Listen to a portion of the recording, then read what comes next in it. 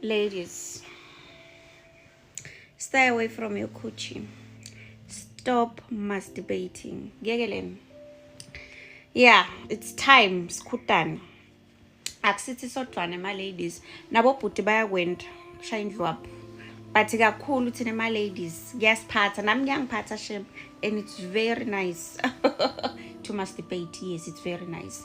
You go beneficial in a way, in a science way, but in spiritual way, it's very demonic.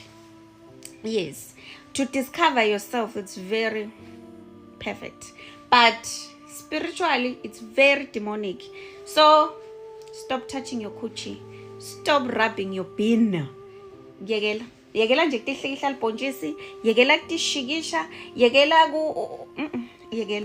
those things, guys, it's very nice. Njengoba ngisho kwanami ngiyi-victim of masturbating. Yes, not the masturbating ukuthi I will watch porn, but to touch myself.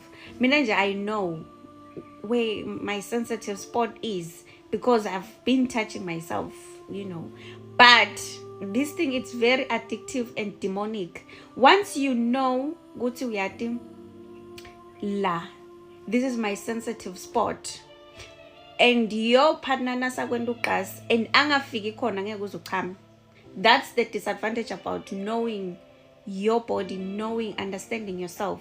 Angeke uze uchame angakakuthinzi la ukhona kufika ukhona wena mnikati wale coochie.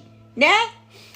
Kule demonic part, you are inviting demons. You are inviting labo spiritual husband. Uyabonga lesikhathi utibamba wena alone, because once you start touching yourself, you create imaginary, you know, you imagine things, or you imagine a person fucking you or touching you.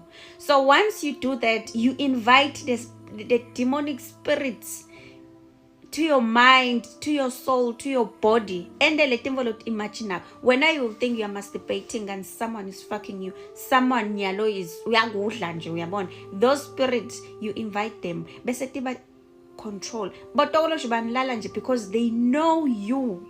They know you. Tokoloshi nje nakakufaka ngako isex tokoloshi ayashaya. It's because tokoloshi knows your sport, knows your body, understand your body, because tokoloshi knows your thought, knows everything, knows you everything. So this thing is very demonic and addictive. Once you start touching your coochie, your bin, you can't stop it. You get addicted such that even your partner can make love to you and not be satisfied. Uvengathi wena you be satisfied not itsinze wena. Yes, uvengathi wena you be satisfied utitsinze wena. Ungakathindwa ngomnye umuntu. No, wena ngeke uzuchame. And that is a problem because you are used to ukuthi these spirits, they fuck you the way you want to be fucked. It's demonic, guys, touching your coochie. It's demonic rubbing. Even nabo booty. Once you are used to kushaya indlu apho, awukhona ukuchamiswa ngintombatane, because now we know how to do the doing.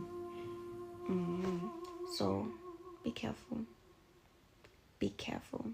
It's demonic.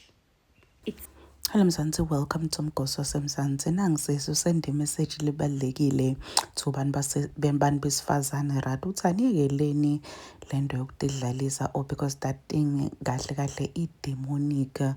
Uthi anibulaleni the edge yokuyenda lento leyo because in inviter mimoya lemibi ukuthi buse phezulu kwetimpilo tenu.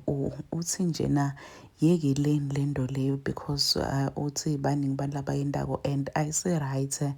Uthi nemantombazana ayenda lento nebafana bayende nakusiyo into le right because invite imimoya lemibi empilweni yemuntu. Ngibonile nje kuma comment section people were saying ukuthi hayibo mantombazane, they were saying ukuthi hayibo ngezinto esikhona, some even saying ukuthi they are now addicted, ababona ukuthi basatokhona kwekela. What do you think wena ngalokho lokuqedza ukukhulunywa ngalo ntombazane? Do comment your thoughts down on the comment section. Don't forget to hit the notification bell.